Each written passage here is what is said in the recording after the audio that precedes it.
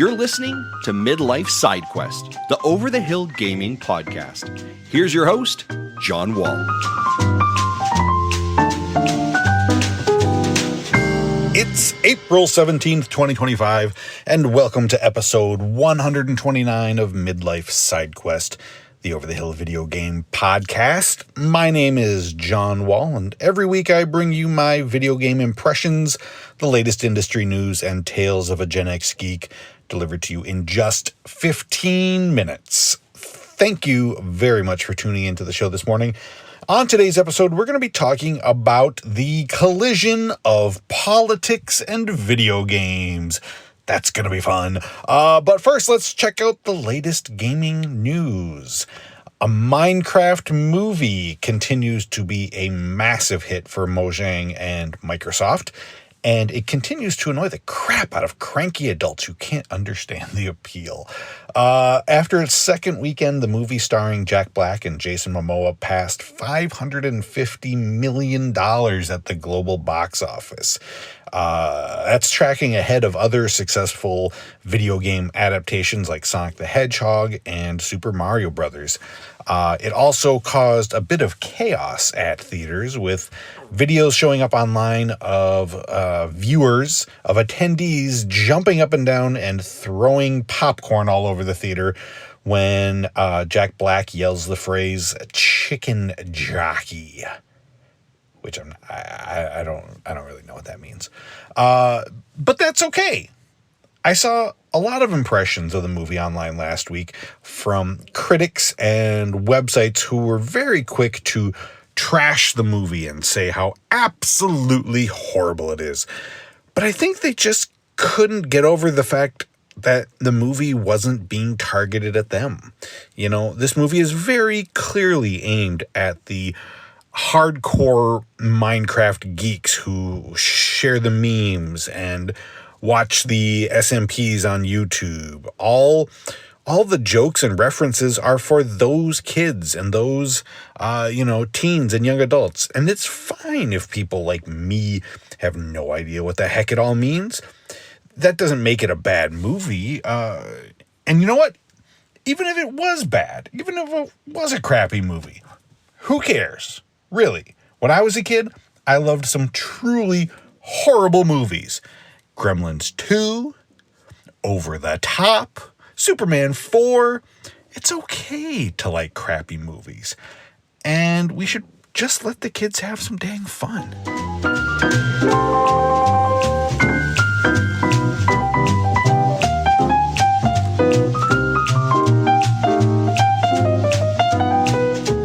Politics and video games have always been connected, from the themes in certain games like BioShock, Fallout, and probably the most brazenly political game of them all, Metal Gear Solid, to the industry itself. Like in the 90s when Connecticut Senator Joe Lieberman held hearings targeting violent video games like Mortal Kombat and Night Trap, or Alexandria Ocasio-Cortez streaming Among Us on Twitch to appeal to young voters.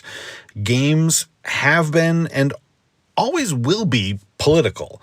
Hell, even the act of saying that you're going to keep politics out of your game, which some developers do, is a political act. Recently, though, gaming seems to be getting mixed up in Washington politics more than ever before, and in ways that go beyond the usual, politicians trying to blame Grand Theft Auto for corrupting our youth right before an election. So I just thought I'd take a little bit this week and talk about what's been going on and how it's affecting the industry and how I personally feel about it all. And before I do, let me make this perfectly clear.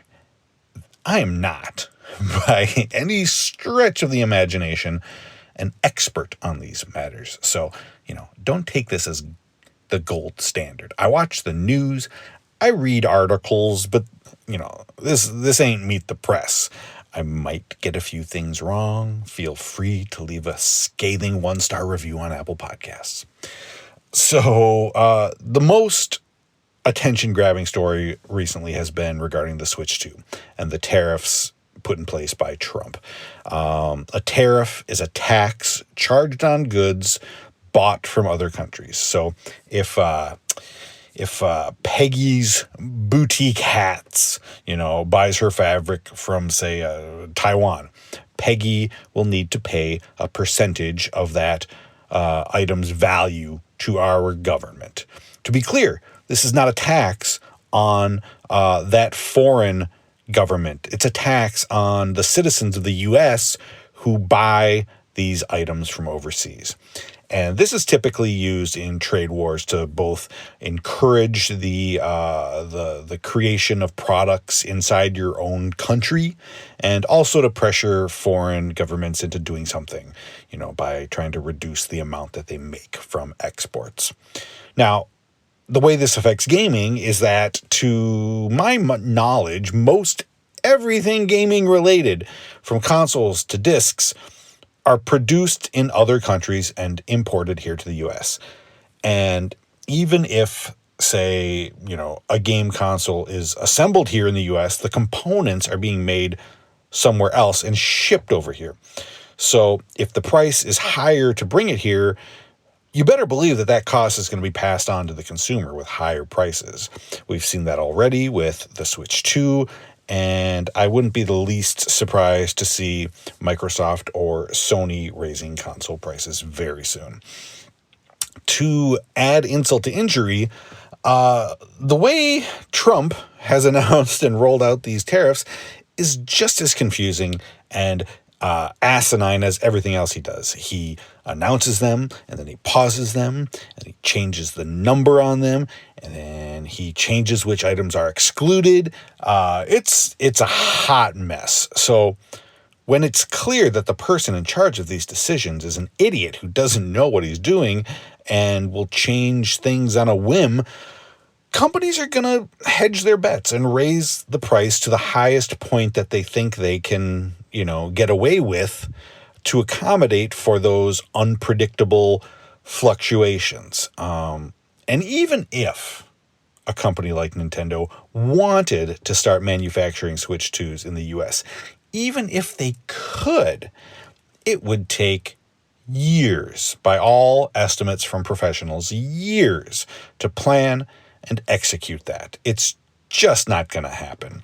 So will any of this work? Will Trump get what he's after? Who knows? I'm sure some countries will try to strike a deal, but in the meantime, it's going to be U.S. consumers who end up hurting from this. Another big story recently was the call for the boycott of all Xbox products by BDS, a Palestinian-led protest group which stands for Boycott, Divestment, and Sanctions. The call comes after an investigation by the group found that Microsoft had strengthened ties with the Israeli government since the October 2023 attack by Hamas. It alleges that Israel has used Microsoft's Azure cloud technology and AI in their invasion of Gaza, and therefore the company has profited off of the war crimes committed by Israel. So this also comes after 2 Microsoft employees were fired in October for holding a protest on the company campus, condemning the organization's involvement with Israel. Now, I was not familiar with this group before this call for a boycott, but looking at their website, they also list companies such as Coca-Cola, Disney, Google, Amazon, and McDonald's as targets for pressure or for boycott. So I can't speak to their methods or how they decide which organizations to include on this list. But looking at the companies, I feel like it would be fairly difficult for most people to cut out all of these businesses out of their lives completely. I mean, really, when it comes down to it, most big companies are owned by millionaires and billionaires, and most of those people are tied to some really scrupulous, shady folks. That being said, it's obviously important for people to speak out about what's going on. The Israeli government has committed horrific war crimes and murdered thousands of innocent people, far beyond any reasonable response to the attacks against their own people in 2023. And those that are responsible should be held accountable fully. Does canceling Game Pass make a big difference in that effort? Yeah, does targeting the gaming division of Microsoft specifically make sense? I don't know, and really it's up to each individual person to decide what they want to do. I've never been about telling people what form their protest should take or who or what they should be boycotting. I think as long as you are speaking out about the issues that matter the most to you, in some form or another, that's, for me, that's enough. And it shows that you care. Microsoft has not commented on this story, and I don't expect that they will, but I do hope that they and all other companies take a good long look at who they're doing business with and if that business is worth the cost. We live in an increasingly complicated world, and who is on the side of right or wrong can sometimes change day to day. It's hard to know who to listen to. It's hard to know who is telling the truth sometimes, especially in an age when false information flows freely throughout the internet. I think most of us are just trying our best to live good lives and speak up for what we believe in. And that has and will always come out in our art, including video games.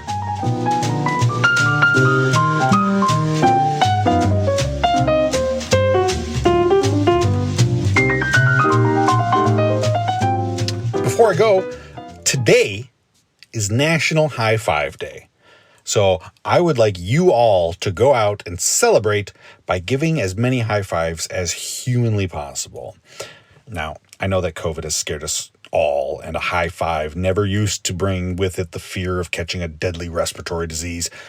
But I maintain that the five is still the superior form of celebration and greeting. Fist bumps are just silly, and the whole, grab hands and then slap each other on the back, that's way too bro for my taste. But a great five, whether up high or down low, never goes out of style. And although there have been many different theories about its origins over the years, the invention of the high five is widely attributed to Major League Baseball players Dusty Baker and Glenn Burke, who high-fived each other after Baker hit a home run in the 6th inning at Dodger Stadium on October 2nd, 1977. And it's probably not a coincidence that a mere 6 days after the high five slapped its way into existence, I was born. Also, Burke was one of the first openly homosexual professional athletes, making the high five 50% gay. Now you know. Thank you so much for listening to Midlife Side Quest. I really appreciate you making time in your day to hang out with me. You can catch a new episode of the show every Thursday morning wherever you listen to podcasts, and you can support the show by subscribing and leaving a review. So until next time, be well and happy gaming.